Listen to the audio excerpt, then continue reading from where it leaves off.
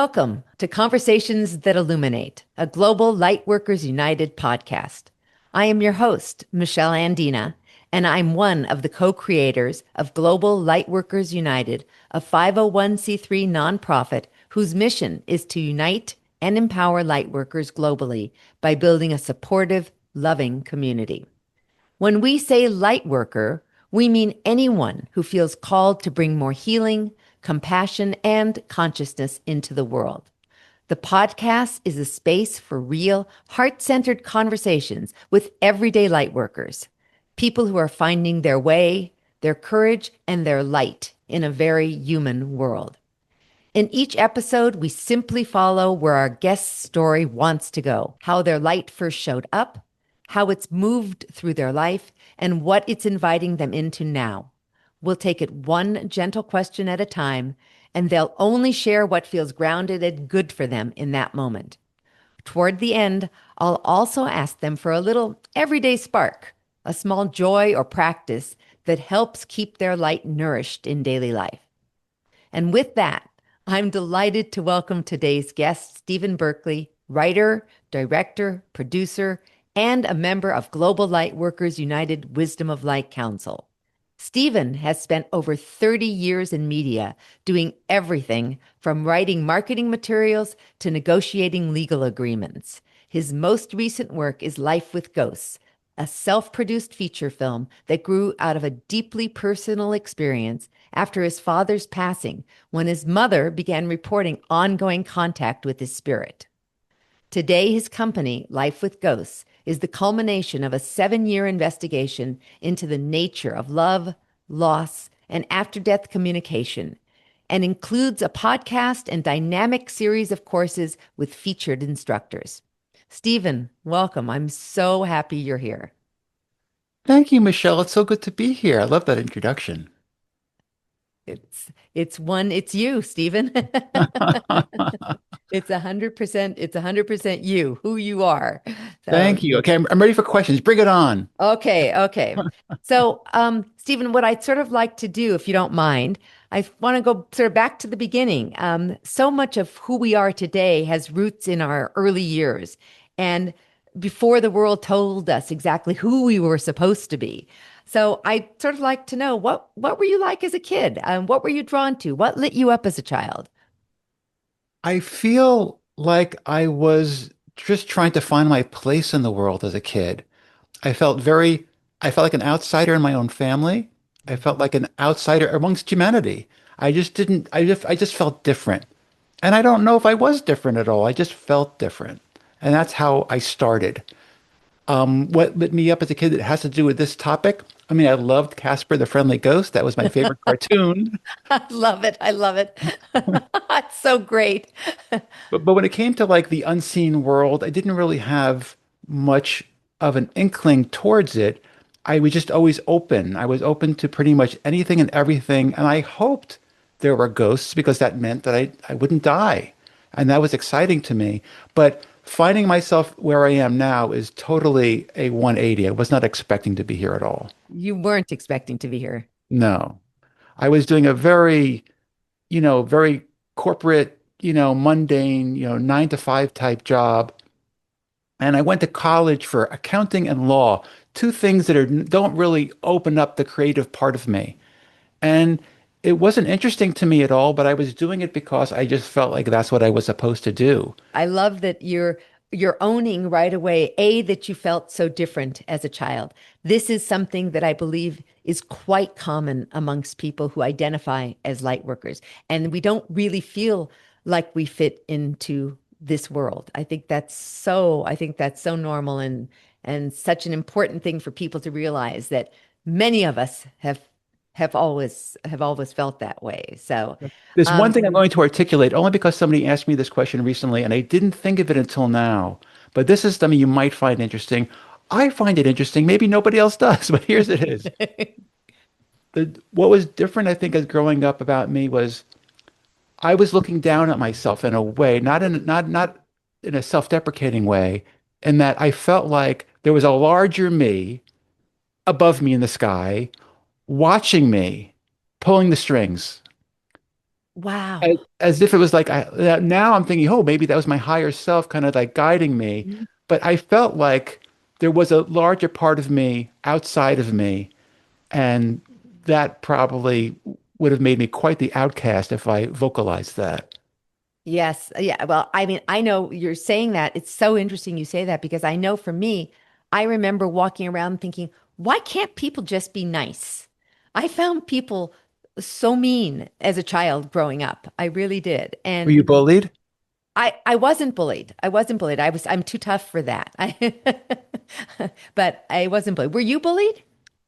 I mean, I was bullied by the neighborhood bully. I don't think the bully singled me out as a Uh-huh. scapegoat or anything. I think I had my group of friends and I felt like I was probably exactly in the middle in terms of popular kids versus nerds. Right. So I didn't get bullied, but there was a neighborhood bully and I didn't like feeling vulnerable. And I just tried to fit in as best I could. I'm really wondering because it was only recent that I learned that you had been a lawyer. I mean, what was the Stephen the lawyer like? But first I should tell you, I don't even like to admit that. But I know that's why I probably never knew it. That's why I probably never even knew it. I knew I wanted to be in entertainment law because there was a creative part of me that wanted to be in the movie business, wanted to be in television. So my first job after law school was working for MTV.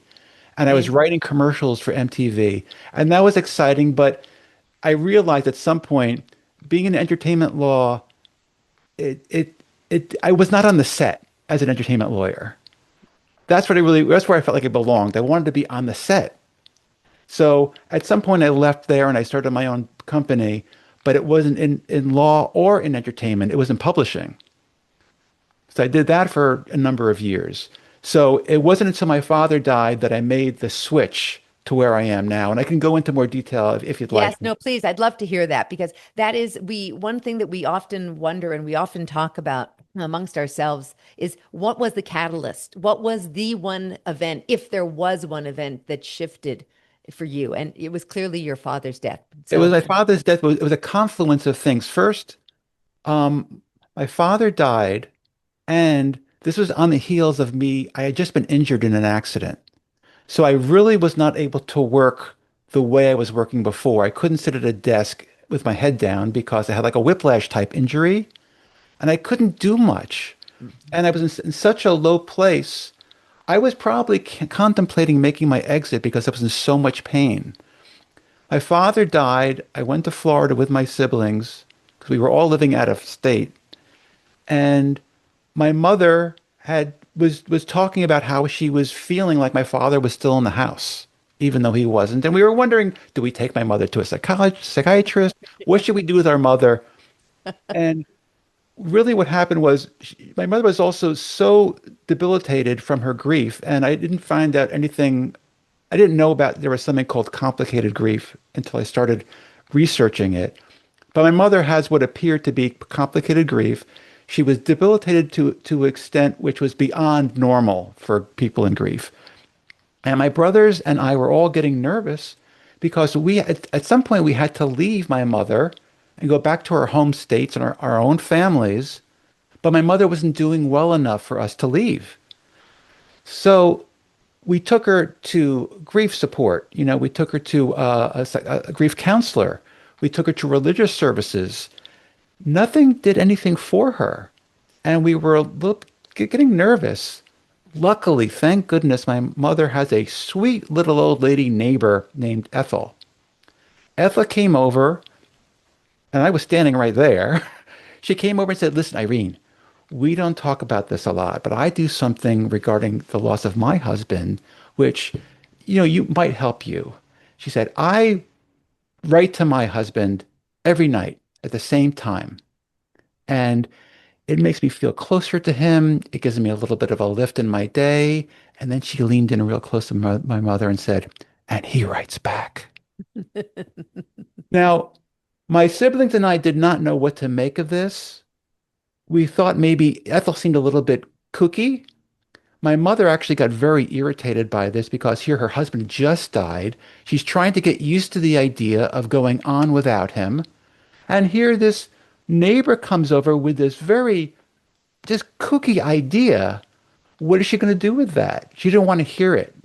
So she ended up throwing Ethel out of the house. I couldn't help it. I like kooky. I was not necessarily a believer, but I'm open and I'm just interested in people. And here was this neighbor who's having conversations with her late husband. Let me find out more about this. So I followed Ethel over to her house where she proceeded to show me a stack of yellow legal pads. And she said, "You see those yellow legal pads over there, Sonny? Those are my conversations with my late husband over a 12-year period via automatic writing." And I'm like, okay, this is really bizarre. I had not encountered anything like this before, but I'm really interested. I wanted to understand what her process was. She demonstrated it for me. And it seemed like, unless she was as good an actress as Meryl Streep, there was a definitely distinct personality that was coming out of her writing that was not her own. And I left her house after a few hours thinking, okay, that was a really strange experience. Ethel must have had some form of schizophrenia, but I couldn't escape the fact that she seemed so normal. Not only was she normal, but she seemed like one of the most grounded people I had ever met. She was funny. She was engaging. She was in her 80s, and yet she was dancing with a semi-professional dance troupe in something called the Fabulous Florida Follies, Oh my where all these goodness. seniors were dancing. Anyway, I liked Ethel a lot. And she was my mother's neighbor and bridge partner, so I got to see her quite a bit if I wanted to. And I tried to get my mother in on the action because here my mother was suffering terribly, and Ethel was as happy as a lark. So maybe if I got these two together and I got my mother to agree to engage in this after-death communication that Ethel was doing, maybe my mother would start feeling better. And she did. And she was starting to feel better until, and here's where the movie starts, okay? Here's where the idea for the movie really took off.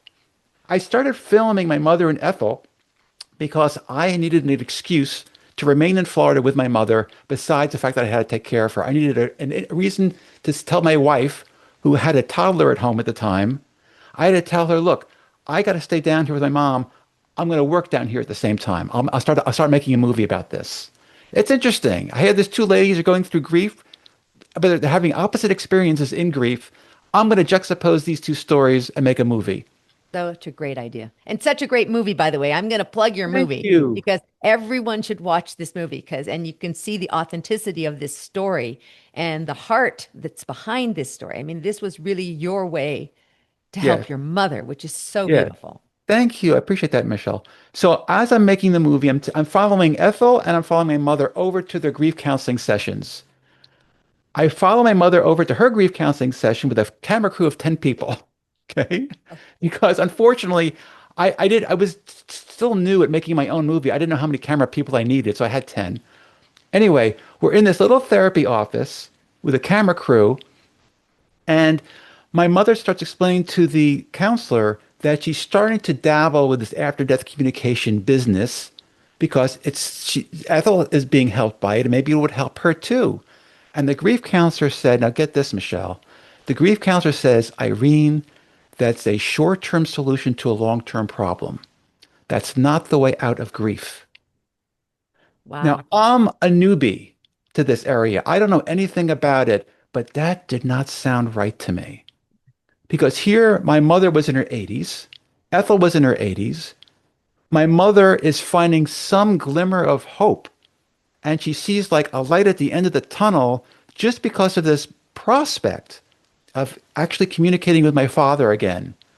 And this grief counselor is dashing that hope.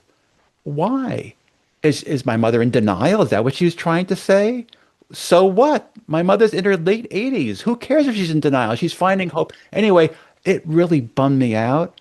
So I Yeah. started doing some research, and it only took a couple of keystrokes on my computer keypad to find out that there was a guy named Dewey Reese in the 1970s who went into Wales. He was a physician, and he was interested most in gerontology.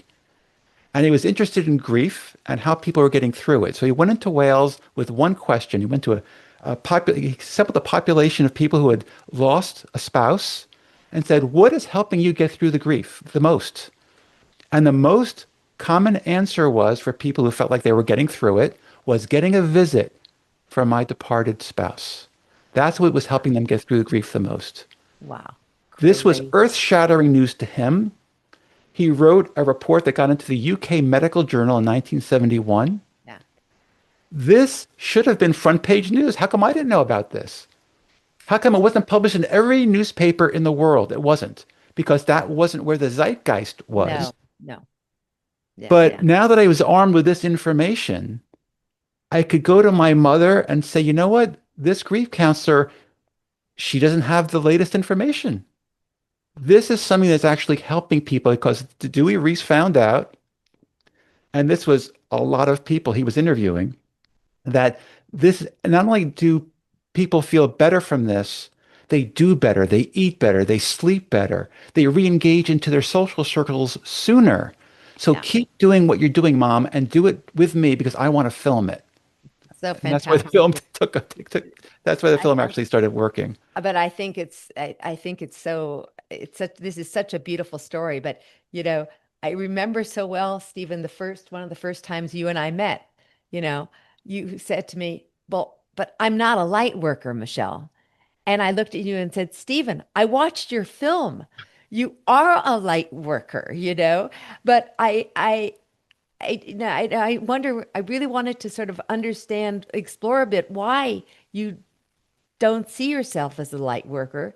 And because I think a lot of people listening might feel exactly the same way. Yet you told me about already your youth, how you felt different. You didn't feel like you belonged. These are some of these deeply sensitive or empathic, feel called to bring more truth and compassion or healing into the world. These are sort of the characteristics of a light worker. It's also, you liked the Casper the Friendly Ghost. I mean, you were asking questions already as a child about what's real beyond the surface of things. So I'm just curious, you know, what was why you didn't feel you were a light worker? I guess because I was had that cultural conditioning of only referring to myself as a worker in a particular field if I'm earning money from it. So Oh. I wasn't realizing that that's not necessarily where all rewards come from. And so that's probably what happened there. Well, and I think, you know, there's many who don't identify, yet they walk through life as a light worker and sort of wonder why they don't feel like they quite belong in the world because they do see the world through different eyes, as did you. I mean, I don't know how many sons would make the level of effort that you made with your mother to really support her like that. That was really beautiful, and the film, You. and I know that she's quite happy about everything that has transpired there with that film, and it's clearly opened so many doors for you. So Thank you. yeah, so let's fast forward a little bit though to today and what you're doing with Life with Ghosts, and I'm also really curious to understand for you where community and Global Lightworkers United and how does that fit in? Because I know you're working hard to incorporate that into your work with Life with Ghosts. The film was done, and I was feeling dissatisfied with something. I mean, people were watching the film. It was only being advertised on Facebook. I was not interested in giving it to a distributor because then I would never know who was seeing it, what they felt about it. I wanted to talk in conjunction with the film.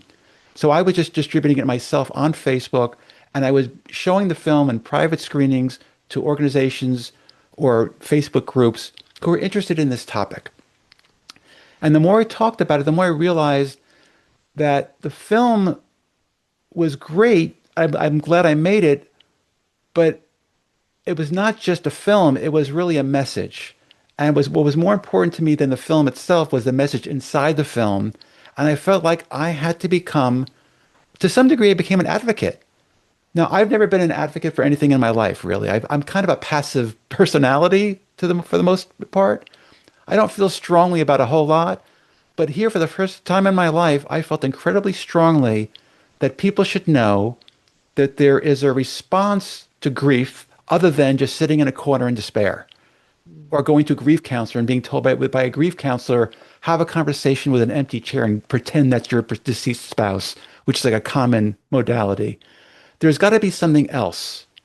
And the fact that I found real modalities that were being studied on the university of at the university level that were effective, like 80% effective at healing grief symptoms, I felt it was my duty to get the word out that not only is there science behind the phenomena of ghosts in our environment, I'm calling them ghosts colloquially, but I mean Yes. possibility of quantum physics being a real thing.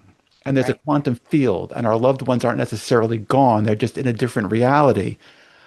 There's real science to that, and there's real universities studying the phenomenon of this, having conversations with our departed. Right. I felt it was important to get that out there. And at the behest of Wendy Zammit, who we both know, Yes. who Yes. runs the Friday Afterlife Report, she said, you really should start a podcast, and I'll be your first guest if you'd like. And I will advertise it on my Friday Afterlife Report because I think you have an important message. And so I said, okay. So being the passive guy I am, I just I just acquiesced. And I said, okay, I will start this podcast. And I realized once I started it that this is what I'm supposed to be doing. I'm not making any money, but that doesn't matter anymore for some reason. I I just am going like to step where in I for one am. second. Well, I'm going to step in for one second because you weren't being a passive guy. You were finally listening to that guidance of that higher self that you were talking about before. That was that sort of those marionettes that were pulling the strings on you. Okay. And you knew when Wendy came along and made that offer that yes, you had to say yes. That's not being passive. That's being in the flow, right? That's I really really like the way that you reframed that for me. Thank you, Michelle. Yes, so I you stepped into listened. the flow for the first time Yes. when Wendy made that Yes. offer to me. Yes. And so and that's where I am now. I'm talking on the podcast. I'm introducing teachers, really great teachers like our mutual friend Cheryl Page, who just know how to put mediumship in common everyday terms that people can actually access. And some of the teachers are so entertaining. It's not only informative, but it's actually just it's a nice place to be. You're with like Absolutely. minds that You're can. offering an alternative to grief counseling. I think it's so beautiful. And that's why the community has so many people in there who are in some form of grief, who have lost a beloved person in their lives, but coming and being part of your community, being part of your courses, etc., gives them a whole other way of looking at their lives and also gives them a sense of community without it being woe is me community, but rather there's an excitement that each of them share. It's powerful. It's very Thank powerful. you. I appreciate that because I feel like most people in the community feel like they're pioneers. Yes. They're kind of in this burgeoning movement of Yes. talking to the unseen and not feeling like it's nonsense. Oh, I Right. have a statistic I looked up before I wanted to talk to you today because I forgot what the statistic was, but it's my favorite statistic. I believe I referenced it in the TEDx talk that I did, and it's this. There is a researcher at the University of North Texas who amassed 35 studies over a 112-year period on after-death communication. She wanted some real numbers to figure out what was really happening in the world. And in those 112 years worth of studies on after-death communication, and these are major studies by major institutions like, universities, there were 50,000 people were interviewed in 24 countries. And 75% of those people reported one or more communications with their departed in the first year following the death. That's most people. That Most is most people people. are having the experience of connecting with their departed. And that, because it happened also over such a large period of time, all these countries, all these people, this is a universal It's a phenomenon, isn't universe. it? Yes. And so there's really no academic reason or intellectual reason why you should snub your nose at this. Yes. None of us should be snubbing our nose at it. And particularly when you are in that space, the loss can be so profound. And we are so attached to the actual physical that when we lose that physical, we feel such a sense of despair. But the minute you tap into the fact that it's not just the physical, they're still there. I mean, my mother passed in 2001, and we speak every single day.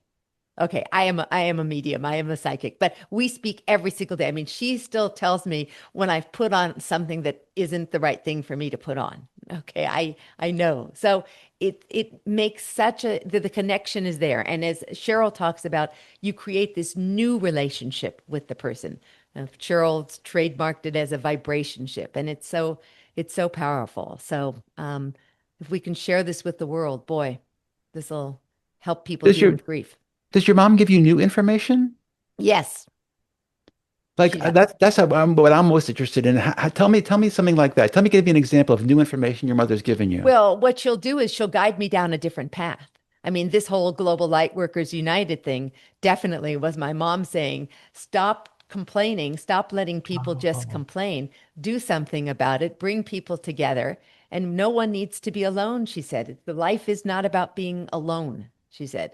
Even if you're alone, living in your house alone, you still can feel very connected to the world. So she's one of my major guides. that's very cool. Yeah, it is very cool. I didn't answer Cool. your second question, which was Yes, about how do I fit community. into global light workers? And when you mentioned Global Lightworkers United, I said right away, I wanted to be on the board. I didn't want to just be a member. I wanted to be on the board because I feel like I need an organization like that to be connected to. And being a filmmaker, as glamorous as it seems, it's a pretty lonely existence. You don't really get to interact that much. And even though I have a community that I've built around me and I love them, I'm like speaking in front of a Zoom audience who's all on silent Yeah. Yes. until the Q&A, and then they have an opportunity to talk to the guest speaker, but not to me. So I don't have actually that much interaction with the community I've built. So having an organization like yours to go to feels like a godsend to me. Great. Well, we're so glad and feel so really honored to be a part of it. I'm, we are not just a world. Global Lightworkers United, as you know, is filled with not just the psychics and the mediums, but the number of creatives is incredible. Writers, singer-songwriters, artists. I mean, it's amazing. And then we have also our whole world that you've also been exposed to now and are sort of a part of the grid workers, these people who actually can touch the earth and open vortexes. And it's definitely an exciting world. And we're so glad that you're a part of it and continuing to build and be a part of it. It's great. Thank you, So, Michelle. Stephen, is there anything else you'd like to share with us? And otherwise, then I would be happy to have you share with us what is your everyday spark? What is the My one thing? everyday spark, and this is not something I say that I do every day, but I take that back. I do this every day. I Someone who I had as a guest on my show suggested that every morning and every night when I wake up and before I go to sleep, say to myself everything that I'm grateful for. And then if I have a particular hope or desire, I could put that in like at the end, but make sure that I feel gratitude because it's impossible to feel depressed or unhappy about your life if you can count all the things you're grateful for. And so I get to wake up happy, I get to go to bed happy just by counting all my blessings. Yeah, that's a really beautiful one, and it's one that all of us should really remember and keep in mind is this the expression of gratitude. The universe hears it. The universe hears it. The universe feels it. And the more grateful we are, in my experience, the more that comes. So that's a really a beautiful, beautiful way. Thank you Thank you, so very much. Michelle. And just to add on to this, one thing I learned just very recently, and I'm kind of embarrassed to have only learned this recently, but there's the expression, life doesn't happen like when bad things happen to you. And I've heard people say, life doesn't happen to you, it happens for you. Even the bad stuff is something that's nourishing for the soul, that kind of thing. But I haven't really felt that way so much until relatively recently, where I'm actually seeing just how much the challenges are helping me understand and appreciate the whole experience of this life. Yes. Yes. It's we are so fortunate to be here in this time. Stephen, I just can't want to thank you so very much for sharing your story, your heart, and your wisdom with us today. I can imagine that many listeners will recognize parts of their own journey in what you've shared. If you'd like to connect more with Stephen, and I would encourage you to do so, you can find him at lifewithghosts.com. And to everyone listening, thank you for bringing your presence and your light to this conversation. I'd love to close with my favorite Tagore quote: "Let me light my lamp," says the star, "and never debate if it will dispel the darkness." For me, this is the heart of Global Lightworkers United. Each of us lighting our own lamp, trusting that our light matters, and remembering that as we walk together, our individual flames weave into something much brighter than any one of us alone. This has been Conversations That Illuminate, a Global Lightworkers United podcast. Until next time, I'm Michelle, and I thank you for being the beautiful light that you are.